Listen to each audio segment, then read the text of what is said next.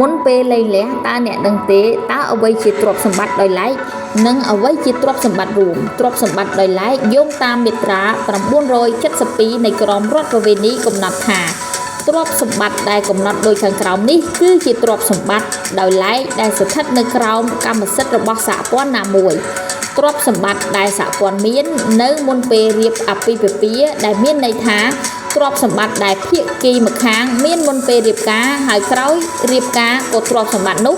នៅតែជាកម្មសិទ្ធិរបស់ភាគីនោះដដែល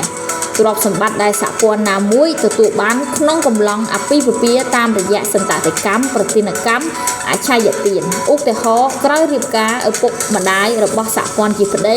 បានធ្វើប្រតិណកម្មដី1ហិកតាដល់កូនរបស់ខ្លួនទ្រព្យសម្បត្តិនោះក្លាយជាទ្រព្យសម្បត្តិផ្ទាល់របស់ប្តីប៉ុន្តែក្នុងកិច្ចសន្យាប្រតិណកម្មបានចង្អុលបង្ហាញការធ្វើអំណោយ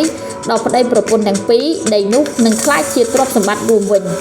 ទ្រព្យសម្បត្តិជាតម្លៃតបដែលទទួលបានពីការចាត់ចែងទ្រព្យសម្បត្តិទាំងពីរប្រភេទខាងលើឧទាហរណ៍ភាគីជាប្រពន្ធមានដីមួយកន្លែងដែលជាទ្រព្យសម្បត្តិរបស់ខ្លួនផ្ទាល់គាត់មានតាំងពីមុនពេលរៀបការក្រោយមកគាត់បានរៀបការនិងលក់ដីនោះយកលុយទិញឡានទំនើបមួយគ្រឿង